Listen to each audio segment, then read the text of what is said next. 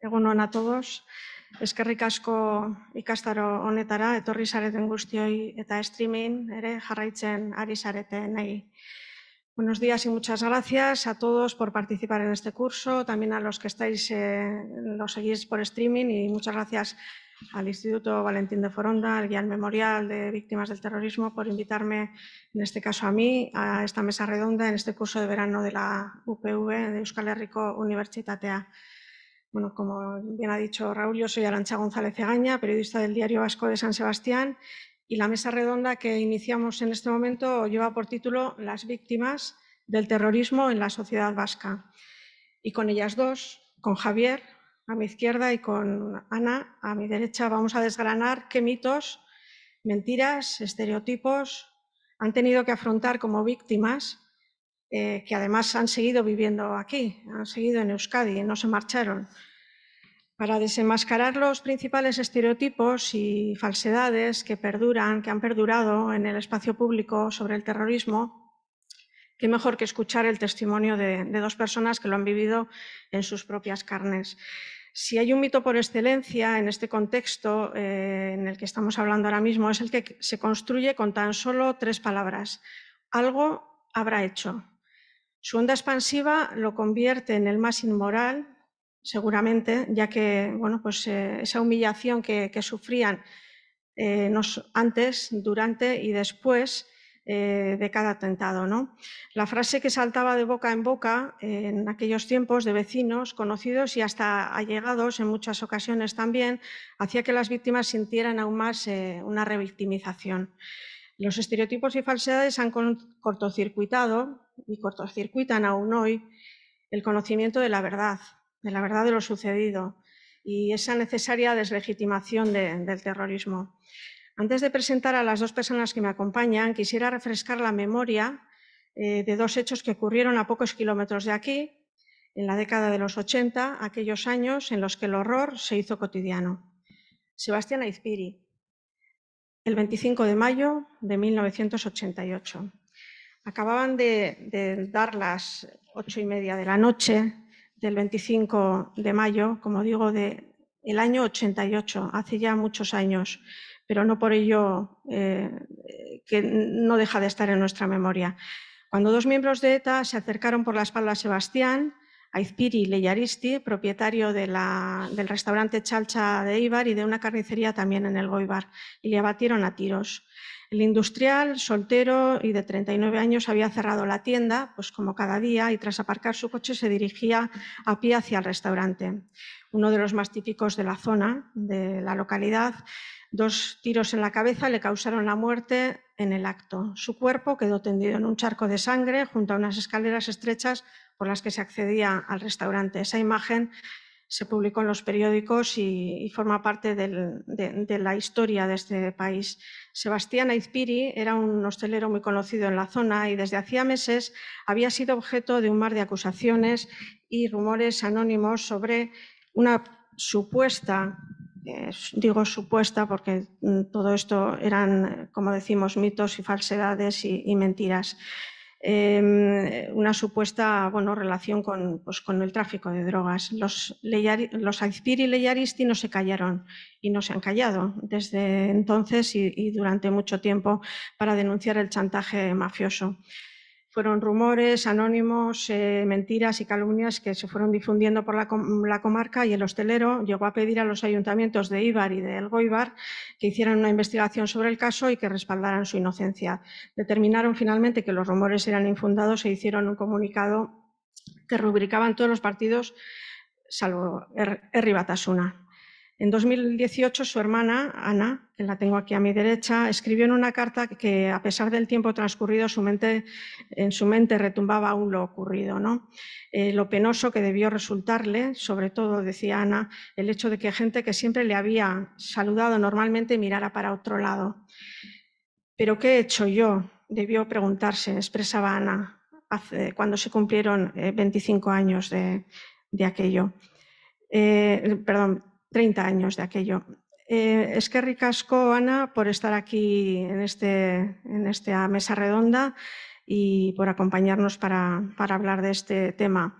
Y a mi izquierda tengo a Javier Sáenz y os voy a contar brevemente también la historia de Alejandro Sáenz, de su padre, y la fecha de referencia que él supongo que no la ha olvidado nunca y que forma parte ya de su vida desde aquel 30 de diciembre de 1985. Alejandro Sáenz Sánchez era jefe de porteros de la factoría Michelin en Lasarte, hoy Lasarte Oria, y ex guardia civil. ETA acabó con su vida ese día de los años 80, tan crueles como todos conocemos y todos los que vinieron después también. El atentado ocurrió, en este caso, por la mañana, muy de mañana, a las 7:45, y en este caso no era un día cualquiera, porque el aita de Javier, Alejandro, ese día se jubilaba después de 22 años en la empresa de Lasarte. Como cada jornada, Alejandro Sáenz, de origen riojano, además, era un dato que él llevaba además con mucho orgullo, a metros que separaban de su casa a la fábrica. Aquella mañana salió con su cartera negra, una cartera que siempre llevaba, pero es que además llevaba también una calabaza de su huerta que le había prometido a una compañera. Es un dato es una anécdota que siempre se recuerda, ¿no?, de este atentado, como tantas imágenes que hay en el imaginario del terrorismo. Cuando llegó a la altura del aparcamiento de Michelin, dos etarras le dispararon a bocajarro en la nuca. Alejandro se desplomó de bruces contra la acera, donde le remataron además. Antes de trabajar en Michelin, Alejandro Sáenz había sido guardia civil durante 13 años en las comandancias de Barcelona, Beovia, Irún y Lasarte. En 1963 entró a trabajar en esta empresa de Lasarte, donde era el jefe de porteros. Recuerdo de las palabras que ha comentado Javier en más de una ocasión. Los vecinos sabían que había sido guardia civil, era conocidísimo, nunca lo ocultó. Era lo mismo que ser electricista, que ser taxista. Siempre recuerda Javier este detalle, ¿no? Y Javier Sáenz, que nos acompaña también hoy en esta mesa. Muchísimas gracias, eskerrik asko. Ambos dos, hermana e hijo, respectivamente, de las dos víctimas mortales de las que acabo de relatar estos pequeños detalles, que sería extensísimo nos podíamos extender aquí muchísimo, pero nos vamos a centrar en lo que nos trae hoy aquí, ¿no? A lo largo de su vida, los dos han tenido que pelear, entre otras muchas cosas, para identificar y contribuir a deslegitimar los estereotipos que han perdurado y que perduran algunos también hoy en el espacio público sobre el terrorismo de ETA, en este caso, que es el que ha gozado de más respaldo relativo en España, ¿no?, como ya se ha apuntado en anteriores intervenciones. Bueno, Ana Izpiri, egunon, Javier Sáenz, egunon. Me gustaría preguntaros qué mitos, qué mentiras, qué estereotipos habéis tenido que afrontar a lo largo de tantas décadas, no en vuestro caso porque los atentados ocurrieron ya hace bastante tiempo, como víctimas, y además que habéis seguido viviendo aquí en Euskadi. Vale. Buenos días, muchas gracias. Bueno, la verdad que estos días, y hoy también vengo un poco desanimado porque vamos a hablar de mitos, de historias, cómo hemos vivido aquí en el País Vasco todo lo que ha acontecido, y el último sopapo, yo digo, la última coz, nos la metieron el domingo, el remero este de Urdaibai, por segundo año consecutivo. Casualidades de la vida, él no tenía que haber hablado, según su club, pero bueno, dejó su mensaje. Tac. Entonces ellos siguen instilando su mensaje. Luego salió el jefe de la banda, el gordo, y yo digo, ¿a qué voy el lunes a San Sebastián? ¿Qué voy a decir ahí 120 personas o 150 online o presencial? Pero bueno, aquí estoy. En fin, intento animarme, pero la verdad que me afecta el ver que estamos luchando contra un gigante. Los mitos que yo he soportado, el primero, lógicamente, diferente al de Ana. De Ana, pues claro, una calumnia insidiosa de que tu hermano traficaba con droga. Lo de mi padre simplemente había sido guardia civil. Entonces, eso era ya la sentencia de muerte. Había llevado el uniforme, pues que había sido torturador, mala persona, patatín, patatán. Eso es lo que a mí más me ha costado llevar, y a día de hoy también el hecho de ser víctima de lo que algunos llaman un uniformado, que yo reconozco que es una palabra que la veo muy despersonaliza a la víctima, parece que es, pues eso, un uniforme gris, negro, marrón, azul, un casco, una gorra de plato, un tricornio y debajo que había nadie. O sea, había una persona como mi padre y como tantos. Entonces, lo más duro para mí ha sido eso, que la gente te señalase en el pueblo, pues el padre de la Guardia Civil. Evidentemente no toda la gente estaba de acuerdo, pero el miedo hacía estragos y yo, ante el miedo, pues mira, lo comprendo, ¿eh? Y al que tenía miedo siempre lo he comprendido, o sea, no le acuso de nada. Eh, Mitos que perduran, pues que ellos eran los héroes. Ellos tenían las fotografías, luego ya con el tiempo las siluetas y nosotros estábamos achantados, acobardados, porque claro, han ello al quedarnos aquí, pues es un plus de sacrificio. No es lo mismo vivir en el País Vasco que haberme ido a vivir a otra parte de España. Lógicamente, aquí el entorno, y yo he trabajado 33 años encima en una empresa de Usurbil, y con decir Usurbil, al que sea de Guipúzcoa, está dicho todo. En qué ambiente tuve que andar. Y bueno, pues, no sé, tú nos moderarás un poco más para no salirme de la línea. Egun on daizuela, eskerrik asko gonbidatzeagatik, muchas gracias a los profesores del Instituto de Historia Social Valentín de Foronda, al Centro Memorial de Víctimas, por haberme invitado, Arantxa, a ti por, en fin, aceptarnos también aquí, a tomar la palabra. Bueno, 13 de septiembre, creo que a lo largo de los días del calendario anual, excepcionalmente, y no sé cuál es, pero hay algún día en el que no hay víctimas mortales del terrorismo de ETA. Hoy también hay una que era un señor.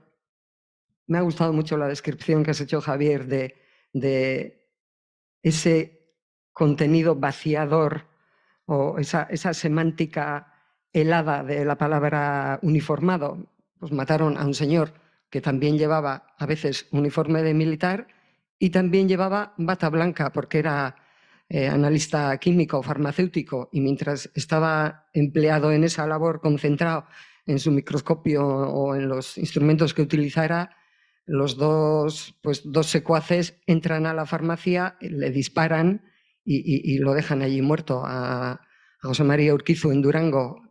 Hace ya muchísimos años, creo que 40.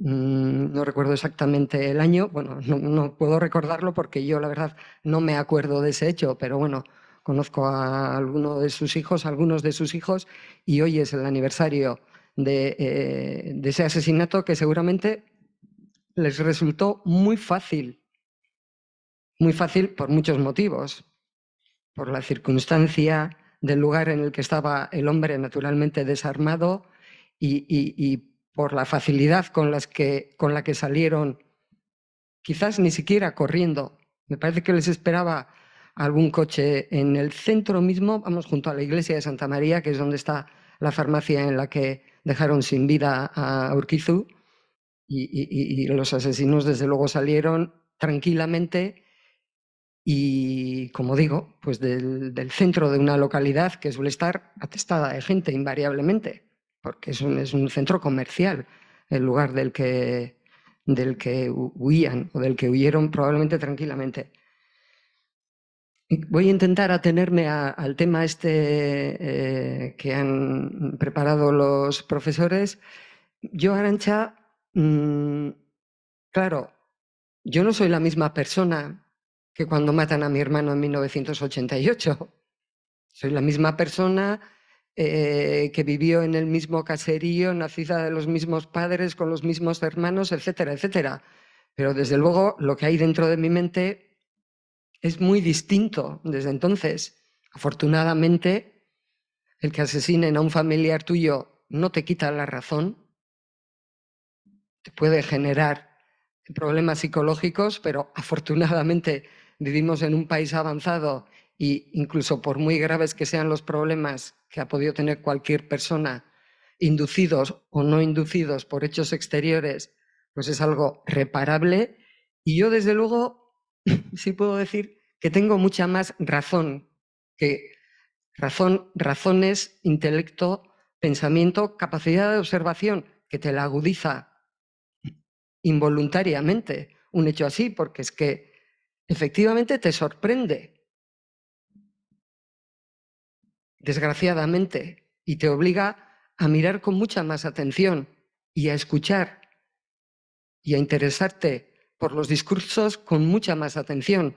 Aunque yo no estuviera al tanto no me leía los comunicados de los de la ETA, de los de la organización ETA, la verdad, no me los leía. Pero bueno, estabas todo el rato escuchando mensajes de apoyo, de promoción, de ensalzamiento de la actividad de ETA, básicamente matar. Y ya para entonces, para el año 1988, hasta con coches bomba. Bien.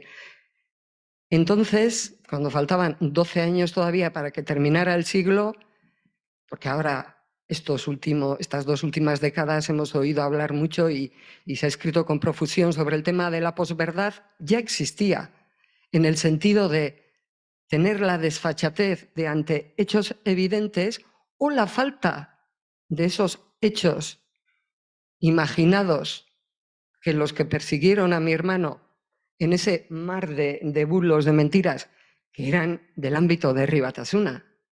Herri Batasuna de Eibar hasta se reunió para hablar de mi hermano. Se lo dijo una de las personas presentes en la reunión, perdón por el término, acojonada, que estuvieran en una reunión de Herri Batasuna de Eibar hablando de mi hermano, que llevaba una vida ultrarrutinaria de trabajo. Bueno, y de placeres, porque luego cuando terminaba de servir la cena se quedaba allí hablando con personas que iban a cenar y con las que tenía relación, y además le gustaba lo que hacía, era un apasionado del tema de la restauración, de la gastronomía, en el que se desempeñaba pues buena parte del día. Pero yo entonces, a lo que me tuve que, o sea, lo que fue un sopetón para mí impresionante fue la marea de mentiras. Paradójicamente, toda esa oleada de mentiras, la verdad, para mí fue como un aguijonazo, porque desde luego, si como periodista algo estás obligada a discernir es, pues lo que tiene visos, lo que da muestras, pruebas de ser verdad, de ser evidente, comprobable, de lo que pertenece a ese otro mundo oscuro, sombrío, que hasta ni se puede refutar. Porque ¿cómo refutas los bulos? ¿Cómo desmientes las descalificaciones? ¿Cómo haces frente a un rumor que no sabes exactamente de dónde se lanza? Pues como la marea, que no sabes exactamente dónde se ha generado la ola, pero que te va a golpear al final. Ni en aquella marejada de asesinatos que había habido.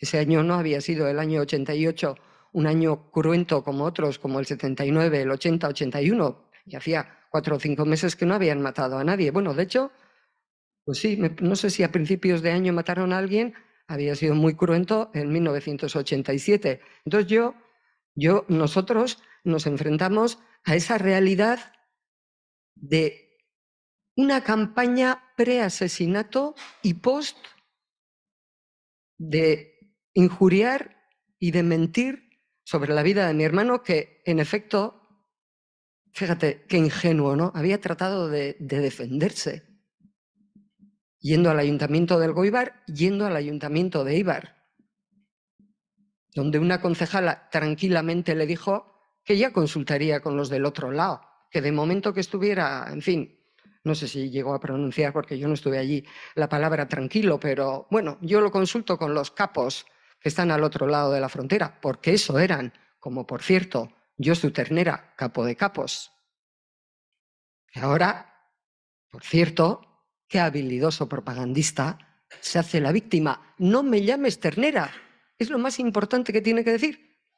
Perdón por esta digresión al tema actual, pero Évole, desde luego, si es la frase más excelsa de la entrevista de no sé cuántas horas que le haya podido hacer a este hombre, a Urruticoetxea, es: no me llames ternera, me rindo O sea, pues vaya, en fin, pues vaya material de valor, ¿no? De nuevo, que nos puede contar un documental, que si algo tiene de valor siempre es sobre un tema, decir algo, mostrar algo que no se conociera de antes, que no se hubiera dicho, en lo que no se hubiera reparado. En fin, me estoy extendiendo demasiado, pero fue la mentira, el cúmulo de mentiras repetidas y luego, y eso duele un montón, claro, duele verle a tu hermano que le han matado, que es una gran verdad, que le han matado.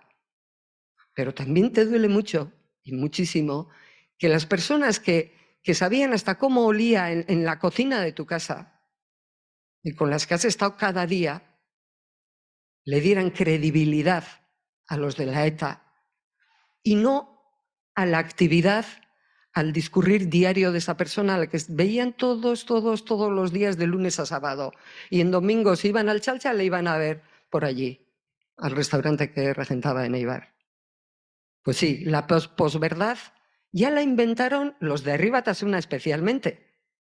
Porque claro, la actividad terrorista, matar a las personas, matar a tu padre era Alejandro, matar a cientos de personas, no es que hubiera sido inicuo, no, porque hubieran matado a todos esos hombres, mujeres y niños, pero no hubiera tenido el impacto social y político que tuvo si no hubiera habido una máquina muy bien engrasada, muy bien diseñada, hasta el día de hoy. Desaparecida ETA, autodisuelta en 2018. Si no hubiera habido esa maquinaria, el terrorismo como se vivió y como se mostró y como se retrató por los medios de comunicación y como se percibió aquí cerca de nosotros en los vecinos del norte en Francia, no hubiera sido así.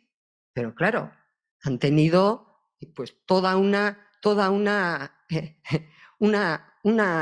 en fin, un batallón mediático que se ocupaba de, en fin, de adornar, de argumentar, de justificar, de poner razones, menos razones que mitos, para que la gente se empapara de la idea de que, hombre, por Euskal Herria, los reprimidos que estamos, el Estado español, el Estado francés, bueno, al Estado francés evidentemente no le podían tocar tanto las cosquillas porque, claro, les amparaba hasta determinado momento del mandato de Mitterrand, de François Mitterrand, pero hasta entonces miel sobre hojuelas. Entonces, para que la gente fuera creyéndose todo eso, aparte del miedo que instalaban con matar a una persona que se dedicara a X y consiguientemente generara el miedo a muchos otros que también se dedicaban a X, fuera la que fuese la profesión, pues había que alimentarlos, ¿no? Había que alimentarlos, o sea, ¿cómo se suele decir? Digamos que hacerlos ideológicamente fuertes, ¿no? No solo para que admitieran, si no hubiera sido por todo ese cúmulo de propaganda ininterrumpida, permanente, el consentimiento de la sociedad vasca no hubiera llegado a ser de tal calibre. El consentimiento de matar. Esto pues ya lo han estudiado y escrito con detalle y analizado historiadores y pensadores de nuestro país. El libro excelente, a mi juicio, es publicado en el 2010. El mal consentido. Ahora que tanto hablamos de consentimiento y que sabemos lo que es.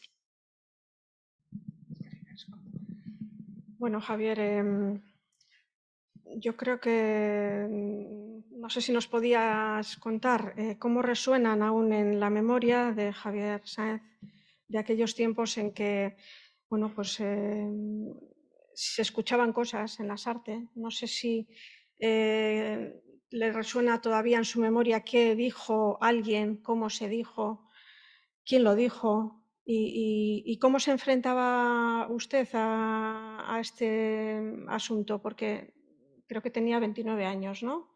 Cuando ocurre el asesinato. 30 recién cumplidos, sí, 29. Bueno, 30 años, sí.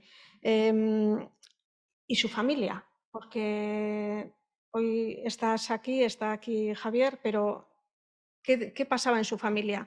¿O todo vino de repente? ¿Nunca jamás pensaron en esto? ¿Qué era lo que se oía en su casa? ¿Qué era lo que se oía en su cuadrilla, entre su gente? De todo esto que estamos hablando, de esas mentiras, de esas falsedades, de esa ETA buena, de esa ETA antifranquista, de esa ETA que venía a traer la democracia, ¿no? ¿Qué oía en ese momento antes de que ocurriera el asesinato y después en los días posteriores? De acuerdo. Primero, muy bien la apreciación de Ana, en el sentido que ya no es la misma que fue antes del asesinato de tu hermano. Pues yo, lo mismo me sucedió. El Javier, hasta el 30 de diciembre de 1985, a eso de las 7:45, y el Javier de hoy, el Javierito que me llamaban y el Javier de hoy, pues ya no soy el mismo. Y también una pequeña digresión, cuando has hecho alusión al documental de Jordi Évole, que lo han titulado No me llame ternera, yo en cuanto me enteré del título me surgió a la mente, y se lo diría aquí si estuviese, que yo no le llamo ternera, yo le llamo hace años vaca vieja asesina, pero se lo diría adelante, tranquilamente. En cuanto a lo que me has preguntado, es curioso, porque estaban matando a gente de todo tipo de colectivos, y habían empezado a matar también a gente que había sido miembro del cuerpo, como mi padre, que lo habían dejado. Y un mes antes del asesinato de mi padre, también en Lasarte, asesinaron a un guardia civil que ya no lo estaba retirado, José Herrero Quílez.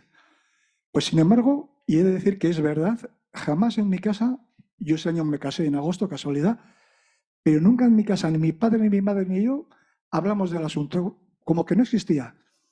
Y pensábamos, yo siempre pensé que eso nunca me iba a pasar. No, eran guardias civiles, lo sentía un montón, era un taxista que había conocido, lo sentía un montón, pero como que la bolita, en esa especie de ruleta macabra, que la bolita no iba a caer en el número de mi padre. Estaba convencido, convencido. Esto que no sé, es que tú te autoengañas a ti mismo, pero nunca pensé, ostras, a ver si le toca a él. Y mi vida no, mi vida era pues una vida normal y corriente, al trabajo, con amigos, al monte. Mi padre era conocido, vamos, que había sido guardia civil, pero vamos, lo conocían. Todo Lasarte, no solo Lasarte, Zubieta, toda la zona de Burunchaldea, porque mi padre, aparte de eso, solía tramitar licencias de caza y permisos de armas. Entonces tenía una clientela muy grande, pero muy grande. De política, en aquellos tiempos básicamente no hablábamos de política, pero no porque no nos dejase, sino porque no nos apetecía. Mi madre tampoco nunca se lo vio venir. Si mi padre pensó algo, como era muy discreto, a pesar de ser tan expresivo, tan abierto, jamás insinuó nada. Si pensó algo, se lo tragó. Y no sé qué más me habías preguntado, que igual me pierdo. Sí, no. Si en ese ambiente, en ese tiempo, en Lasarte se hablaba de estas cosas, ¿no? De esto que estamos comentando hoy, de, bueno, fulanito algo habrá hecho, estos señores que están aquí con las Bueno, pistolas. evidentemente a posteriori, bueno, todo tipo de historias. Desde que, es que no sé si es malicia o la gente es boba, que la habían asesinado porque resulta que se iba a jubilar y le quedaba también una segunda pensión, esta de la Guardia Civil. Por un año no le quedaba, pero aunque le hubiese quedado, eso es motivo para asesinar a una persona, que te paguen por haber sido Guardia Civil. Y nada, otros comentarios que se hicieron, se lo dijeron a mi madre, así, a bocajarro, y a mí. A mi madre un día le dijeron, ahora le tocará a su hijo. ¿Por qué a mi hijo? No, porque como su marido fue Guardia Civil, pues el hijo. Mi madre esgrimió sus argumentos, y a mí, a la cara también, a los pocos años, una persona me dijo, Javierito, lo que me extraña es que no te hayan matado. Pero así, como quien te dice. Y yo le dije, vamos a ver, Mari Carmen, ¿por qué me tienen que matar a mí? No, como tu padre fue. Le digo, ya, pero fue mi padre, yo. ¿Por qué me van a matar? Entonces, bueno, hay que tragar que la gente piense que te tienen que matar a ti. Mi madre, yo me ponía en la mente de mi madre, ostras, que dicen que te van a matar, Javierito. Le digo, la gente es mala o es imbécil. Y decírmelo a mí a la cara, pues yo educadamente no le dije nada a esa persona, pero dije, o eres malvada o eres boba. Y lo demás, lo de mi padre era muy sencillo. Había sido guardia civil. O sea, punto, pelota. O sea, no hubo una campaña previa como el hermano de Ana, sino que esto fue más soterrado. Alguien dio el chivato a Francia y en Francia quien sea decidió bajar el dedo como en los circos romanos y asesinarle. Y estoy convencido que el día que eligieron es que porque lo sabía. O sea, yo estoy convencido que eso salió de las artes o del entorno de la fábrica de Michelin. O sea, no hay casualidades. O sea, que te asesinen justo el día que ya al mediodía no vas a volver a tu trabajo, está totalmente examinado, estudiado, aprobado para, si cabe, todavía hacerte más daño. O sea, yo pienso que eso no hay casualidades. Fueron a por él, a hacer daño. ¿Pero por qué? Porque llevó un uniforme. Lo de mi padre está muy claro. Y yo siempre lo he dicho y lo he aprovechado. Yo de niño, la gente que me conocía, yo de niño, los 12 de octubre solía ir a lo que se llamaba el vino español. Era primero una misa y luego un aperitivo y luego pues a lo que era cuartel en las artes porque se había incendiado, que es los bajos del antiguo ayuntamiento. Y si de algo estoy orgulloso es de mi padre biológico y de mi madre, y de que mi padre hubiese sido un guardia civil, hijo biológico, y algo que mucha gente no sabe, desde el momento de mi concepción hasta que fallezca, yo soy lo que se llama un hijo del cuerpo, un hijo de la Guardia Civil. Entonces yo soy una persona leal, una persona fiel, una persona que me considero con honor, la gente me conoce, sabe cómo hablo, y por eso en muchos otros foros, como tú bien sabes, y otro, o tal vez no soy invitado, tal vez por mi forma de hablar, porque no tengo a nadie que me sujete ni me pida cuentas. Entonces, tal vez soy muy reivindicativo, muy luchador, hablo y escribo de forma muy clara, se puede estar de acuerdo conmigo o no, pero nadie puede decir que, que no me entienden. Una cosa, y no me quiero alargar, que yo no tuve, tú tampoco me imagino, y ni se me ocurrió jamás que podría necesitar. Ahora ves que tienen ayuda psicológica, ayuda psiquiátrica, va la gente del ayuntamiento. En mi caso, ni vino nadie a mi casa, de mi madre, ni nadie me dijo, oye, igual convendría que te trataran. Jamás se me ocurrió. Yo, con mi fuerza de ser, con mi fuerza de voluntad, con mi trabajo, con el apoyo de mi mujer, yo apoyaba a mi madre, era un apoyo recíproco, creo que lo superé, pero hay algo que siempre he dicho, yo he formado mi familia, he trabajado, he estudiado, pero yo he dicho que siempre nos ha quedado algo aquí, a las víctimas del terrorismo, no sé si estarás de acuerdo, en que nos hemos quedado un pelín, no sé si decir, tocaos, no voy a decir desquiciados, pero hay algo que se ha quedado ahí, que se ha desequilibrado, por decirlo de alguna forma, y no ha vuelto a usar. Es mi idea, por la forma en que sucedieron, no, la muerte, no, el asesinato de nuestros seres queridos. Y bueno, no sé si me salgo del tema, cuando se habla siempre del famoso odio, yo lo primero, lógicamente, no voy a decir que no.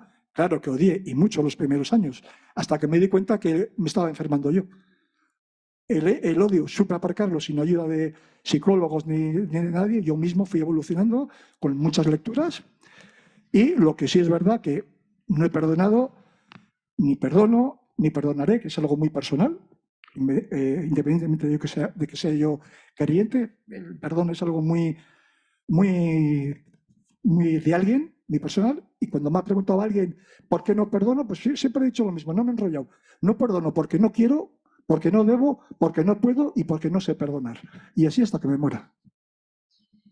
Muchas gracias, Javier. Bueno, las etiquetas que se escuchaban y que han perdurado también, ¿no? Las etiquetas de chivato, franquista, traficante, chacurra, dedicado a todos los miembros de las fuerzas de seguridad en general y sobre todo eso de españoles, ¿no? Eran repetidas y todo esto además servía para que los que ya habían sufrido ese golpe del asesinato en su familia pues fueran ignoradas, ¿no? En la sociedad la consecuencia, digamos, inmediata en aquellos tiempos pues era el apartamiento, ¿no? El ostracismo social, bueno, pues de los familiares, de quienes sobrevivían a un atentado y al final pues tenían que caminar con esa mochila.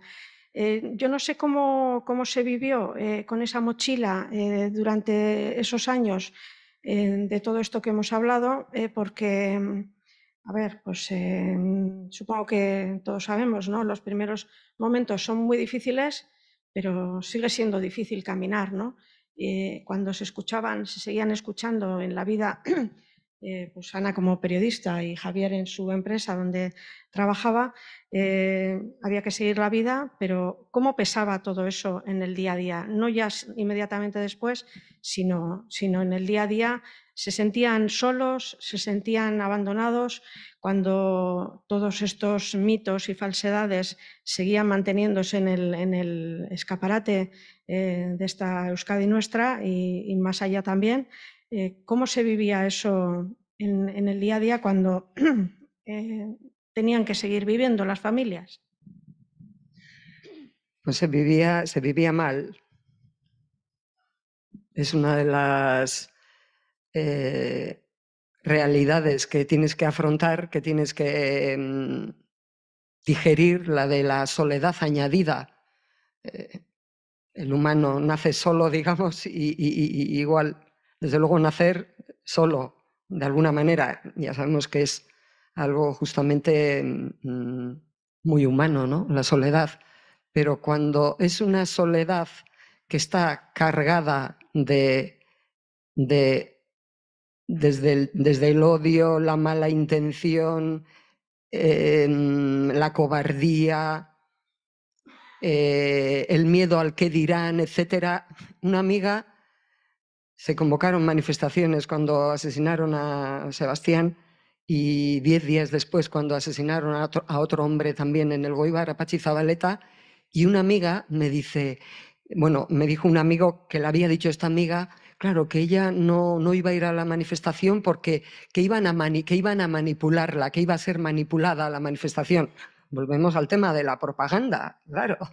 Era tan efectiva que los individuos, los hombres, las mujeres, tenían reparos y en el caso no raro, sino un poco más fuerte, más extremo, miedo de ir a la manifestación. De hecho, pues si has vivido en Eibar, en el Goibar, en la época en la que se llevaba el lazo azul, veías que luego cuando había manifestaciones convocadas en San Sebastián por Basta Ya, pues venías a la manifestación y como gente que no iba a llevar por nada del mundo el lazo, pues estaban aquí en la manifestación, etc. Uno de los mitos que ha existido en torno a ETA, la respuesta es mala a lo que me has preguntado, fatal, y te salva pues el encontrarte con personas que te sirven de mucho, que ves que luchan abiertamente con las palabras, con los argumentos, con sus trabajos periodísticos, etcétera, contra ETA y su trama civil. Y bueno, pues el ver que existen esas personas es un poco lo que te alimenta, ¿no? Es, digamos, tu vitamina vital para decir, bueno, pues en Euskadi hay de todo y claro, no todo el mundo está con ellos. Y hay gente que es mucho más valiente que tú, que se expone, porque hasta hace pues 15 años escribir contra ETA era exponerse y bueno, pues hay una buena veintena o treintena de personas que lo hacían con rigor y a la vez exponiendo su vida y la de sus familias. Uno de los mitos que yo creo que todavía que es un mito que persiste es el de la heroicidad, el heroísmo de los de la ETA, de los cientos que han militado y en fin, que algunos de ellos fueron detenidos, purgaron sus penas, otros no, etcétera. Pero justamente el caso de Alejandro, de tu padre, me parece que sirve muy bien como ilustración no del heroísmo de ETA, sino justamente de la antítesis del heroísmo, que es la cobardía, que está totalmente penetrada de venganza por algo etéreo, un señor que había trabajado hasta hacía 22 años antes de que le descerrajaran los tiros cuando iba por la mañana a trabajar. 22 años antes, cuando era un hombre de 30 años y deja la Guardia Civil por distintos motivos, decide tener otro desempeño, matar a ese hombre para asustar a muchos como él en el País Vasco, no poco seguramente. ¡Qué recao de terror! ¡Qué recao de pánico! Para muchos, si le han matado a ese, ¿por qué no me van a matar a mí? Eso me parece, ese caso, por ejemplo, el de tu padre, un caso puro y duro ilustrativo del carácter vengativo, sumamente vengativo, que han mostrado muchos de ETA en muchas de sus equinchas. Qué exportaciones hemos hecho, ¿eh? Desde la lengua vasca a la española, es tremendo. Yo estoy de acuerdo contigo. Estos autollamados, según ellos, gudaris, vamos a ver qué valentía hay. Un 30 de diciembre a las 8 menos 20 de la mañana, como se suele decir, más negro que la boca de un lobo. Dos individuos que van detrás de otro, con una pistola cada uno, le disparan, le rematan, el taxi sale del aparcamiento de los trabajadores, lo cogen y se van. Vamos, si eso es valentía y eso es intrepidez, pues en el diccionario tienen que cambiar el sentido de valentía. Si eso es heroicidad, eso lo podemos hacer cualquiera de nosotros mañana mismo, vigilando a un vecino. Estoy totalmente contigo. Solo haría falta que algo, o algunas ideas, o algún rum continuado, o los ritos y costumbres ¿cómo decir, no? Los protocolos sociales que empiezan a instalarse en buena parte de la sociedad de Euskadi, de clamar y de pedir por defender a Euskadi oprimida desde tiempo inmemorial, claro. Esto algunos hasta lo han escrito. Bueno, hasta Juan José Pujana lo decía. Estaba ayer repasando algunos libros y no sé si no era, bueno, no sé si no estaba escrito, no sé si el autor era el que ha presentado el curso, el profesor Antonio Rivera, pero como Pujana, es que o te ríes o dices, pero ¿cómo me parece que era de formación jurídica, Pujana, el que presidió el Parlamento de los economista, que presidió el Parlamento Vasco, el primero constituido, en cuya sesión inaugural dijo aquello que era que el pueblo vasco era no solo el pueblo más antiguo de Europa, por supuesto, sino el pueblo más pisoteado, oprimido, reprimido, castigado, ocupado, etc. Hipérboles, Amanta, sobradas. Con esto se me ha ido el hilo con irme a 1982, pero bueno, pues sí, la cobardía y la falta de... Sí, lo que comentabas de matar a una persona, ¿no? Claro, a todas estas personas que mataban con esa facilidad con la que, por ejemplo, mataron y a mi hermano, a Sebastián, igual. Era tirado a matarle, claro, porque es que siempre seguía las mismas rutinas, pasaba por los mismos 2 metros cuadrados de anchura de un callejón que subía a la calle Isasi después de haber aparcado su coche en la calle. El narcotraficante que aparca en la calle, ¿verdad? En fin. Bien, pues claro, muchas personas que, y eso no les exime de responsabilidad, pero que habían experimentado un lavado de cerebro tal que, claro, ya el hecho de matar a alguien se convertía en convertirte en pequeño gran héroe, aunque seas un insignificante, pues ante otros que están pues, en ese ámbito social, ¿no? En el que se cree que sí, que hay que matar por Euskal Herria, ¿cómo no? Bueno, entonces todavía se decía Euskadi, fíjate, decían Euskadi ellos, luego empiezan a decir Euskal Herria, que es lo que se decía en casas como la mía, en la que se hablaba euskera, no se hablaba otra cosa porque casi no hablábamos el español, y toda la vida dijeron Euskal Herria, que luego lo adoptan los de la izquierda abertzale, no sé muy bien cómo se producen esos cambios de globo semántico. En fin, pero claro, eso es lo que ocurría. Vale, sí, tenemos que dejar un tiempo para las preguntas, pero antes quería plantearos una cuestión. Todo esto de lo que hemos hablado, de estos mitos, falsedades, estereotipos, ¿Cómo han dificultado el reconocimiento público de lo que os ocurrió, de lo que le ocurrió a vuestro familiar? Y por otra parte, ¿qué hacer a partir de ahora? ¿Esto cómo podemos resolverlo para que esto deje de ocurrir? Que finalmente esto forme parte de la historia, ya no sea un elemento con el que convivamos en el futuro. Hombre, yo pienso que el pozo va a durar por generaciones. Por hacer una especie de símil, como con la guerra civil todavía estamos hablando. De una cosa o de otra, seguimos hablando de la guerra civil que acabó el 1 de abril del 39 y estamos a 13 de septiembre del 2023. Pues con todo esto del terrorismo etarra, yo pienso que el pozo va a continuar. Para empezar, porque nosotros estamos aquí reunidos analizando qué habrá que hacer, qué no habrá que hacer. Cuando salgamos por esa puerta de la calle, vemos que la fuerza mayoritaria, la fuerza que más pujanza tiene ahora en las 3 provincias vascas y también en Navarra, es la antigua Herri Batasuna.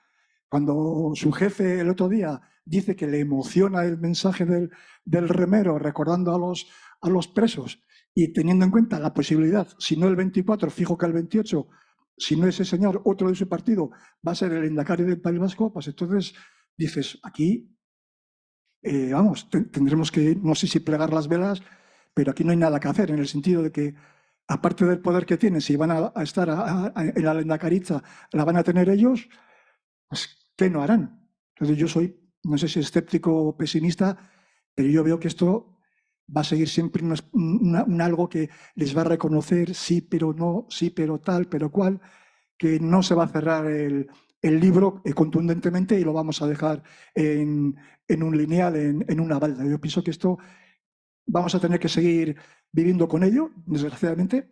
Algunos nos moriremos por cuestión biológica y los que vengan atrás, pues también es verdad que yo pienso que llegará un momento, pienso que la sociedad está ya un poco cansada y se preocupa, lógicamente, que así tiene que ser, del día a día, del trabajo, de la economía, de todo, y esto será un episodio de historia que no se va a repetir. Yo estoy convencido que no se va a repetir. ¿Y por qué no se va a repetir? Igual estoy equivocado. Pues porque el 99,9% de lo que pretendían lo tienen.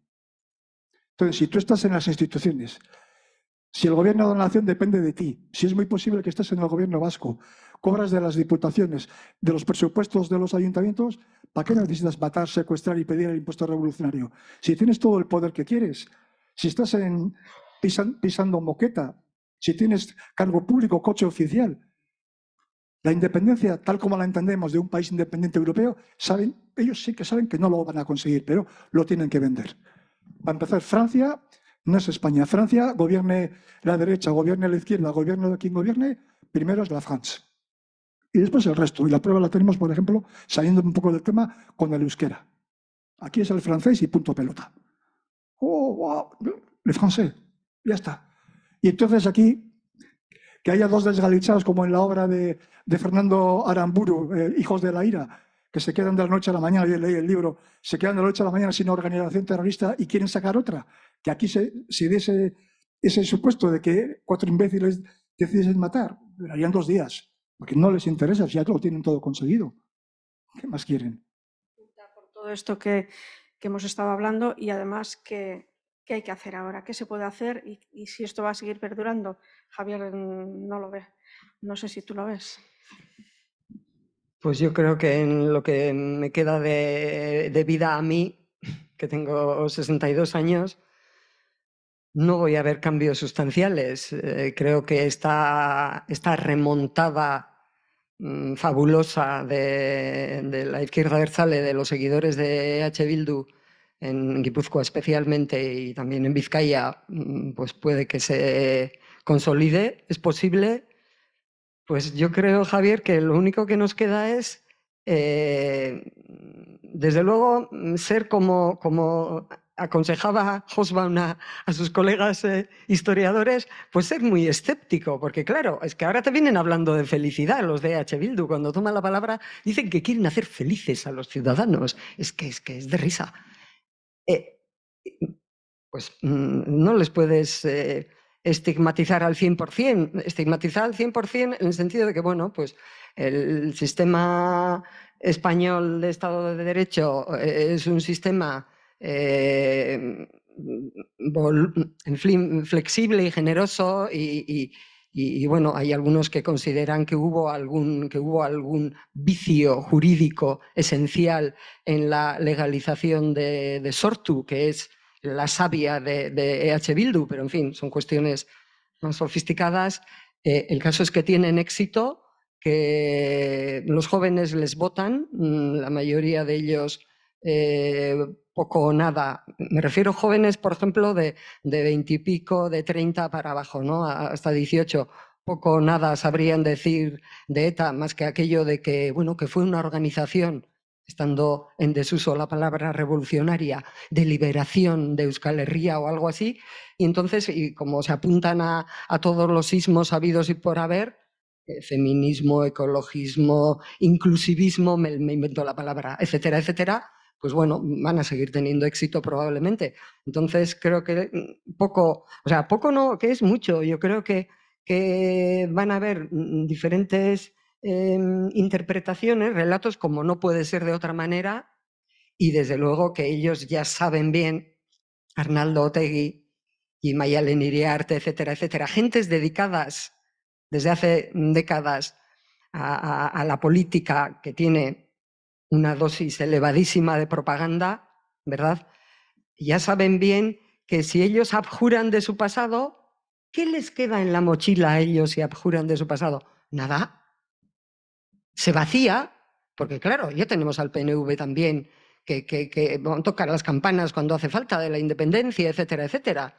Grandes gestores, etcétera, etcétera. Quiero decir que aquí a ideología nacionalista, pues, en fin, no es que los votantes no se iban a quedar huérfanos de líderes, de candidatos a los que votar, con lo cual no voy a conocer nunca unas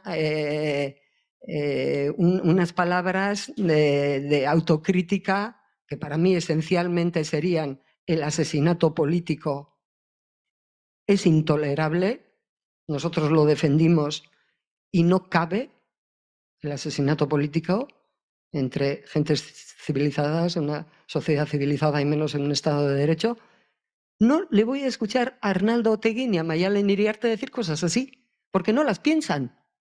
Porque lo que piensan, como el que tiene catarro la tos, de vez en cuando le sale, como le ocurrió a Arnaldo Otegi, que ha tenido tiempo para pensar en su vida.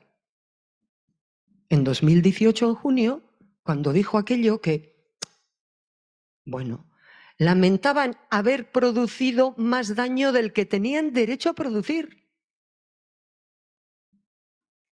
Es que a veces en esos discursos políticos, me imagino que eso, no recuerdo el momento en el que lo dijo, cómo fue, pero desde luego no venía escrito en un discurso. Obviamente le sale, como digo, como el que tiene catarro la tos, inopinadamente, imprevistamente. Entonces no les voy a escuchar ninguna, ninguna enmienda total a su pasado de generación de terror contra la sociedad en la que ellos vivían y de la que ellos eran parte y de la que eran víctimas todos los que no pensaban como ellos. Yo no creo que ese momento va a llegar nunca. Entonces, pues bueno, queda muchos historiadores, etcétera, el Centro Memorial, pues bueno, están haciendo trabajos muy importantes y eso se va a quedar ahí depositado para quienes tengan aspiración a acercarse un poco con pruebas y con certificaciones a conocer la verdad pues sí, de la compleja historia del País Vasco, especialmente después de la transición democrática, después de la transición, porque es más difícil de entender, porque cualquiera que viene de fuera, hasta de Canadá, hasta del Partido Quebecois, te suelta de sopetón. Oiga, ¿y cómo no mandaron el ejército? Te dicen, como hizo Jean-Pierre Elliott Trudeau, el padre del actual gobernante de Canadá, cuando salió el Frente de Liberación de Quebec, secuestró a un ministro, mandó al ejército, detuvieron a 600 personas, etcétera, etcétera. Hablamos del año, creo que fue el año 85. 85 o 80, creo que el 85. Y te dicen las canadienses, ¿y cómo no mandan al ejército? Es decir, que tiene su complejidad la historia de Euskadi, pero desde luego de los mitos y mentiras a lo verdaderamente ocurrido hay un barranco, un gran barranco. Eskerrik asko, Ana. Eskerrik asko, Javier. Bueno, el Centro Memorial, historiadores, fundaciones y asociaciones de víctimas y todos los que trabajan en este ámbito, en sus manos también está todo esto, ¿no? Que ese futuro que de momento no se ve tan claro se vaya dilucidando. Si hay alguna pregunta que alguien esté interesado en hacer, a Ana Izpiri, a Javier Sáenz. Buenos días. Simplemente estuve viendo en su momento el reportaje que le hizo Jordi Évole a tal Villarejo, y yo no creo que ese Villarejo blanqueara su imagen, ¿vale? No sé, darle la oportunidad de ver el documental. No sé, ustedes ya se han puesto ya por delante de que se están blanqueando no sé qué, no sé cuántos. De la oportunidad. Hoy he leído en el periódico que el señor Rebordino les ofrece un pase gratis a ustedes para que puedan luego comentarlo, ¿no? La pregunta es a los dos, el comentario es para los dos. Mire, yo pienso que se puede entrevistar a Josu Ternera y hay que entrevistarlo. Otra cosa muy distinta, a mí como ciudadana vasca con cuyos impuestos contribuye a que se haga el Festival Internacional de Cine de San Sebastián, es que le den esa plataforma a un fugitivo de la justicia española, que naturalmente colijo que con la inteligencia que tiene Ternera, Josu Ternera y Josu Urrutikoetxea, que está haciendo una campaña, yo creo que bastante importante y diría que no mal encaminada, de reconstrucción de su biografía y de cargar las tintas en el último periodo de su vida en la organización terrorista, yo creo que esto es un caramelo impresionante. Me gustaría saber cómo se ha gestado esa entrevista, cómo han llegado, quién ha acudido a quién. Me gustaría saber mucha intrahistoria de la misma. Yo no digo que no haya que entrevistarle. Ahora, hacerlo en un espacio que es la mayor plataforma cultural del cine español desde hace más de medio siglo o más aún, no sé cuántas ediciones lleva el Festival de Cine de San Sebastián, a Josu Ternera, que no quiere acercarse a España, sino todo lo contrario, que cuando ve que hay visos de que se tenga que sentar delante de un tribunal para defenderse de los delitos gravísimos en los que él puede tener responsabilidad y huye y permanece huido, pues ¿qué quiere que le diga? Como ciudadana me sabe a cuerno quemado.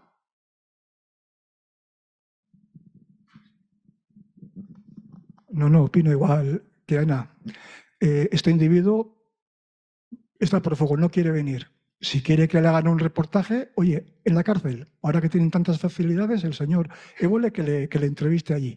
Pero yo, que le pueda entrevistar, vale, pero pienso igual que Ana. Aquí hay algo muy de fondo, que están interesados en el lavado de imagen de este señor. Y lo que dices tú, su vida se está acabando, esté o no esté enfermo, y quiere dejar ya la mochila en la gambara, y lo quieren blanquear, lo quieren blanquear y lo quieren blanquear, como un héroe. Yo pienso que el motivo del reportaje es ese.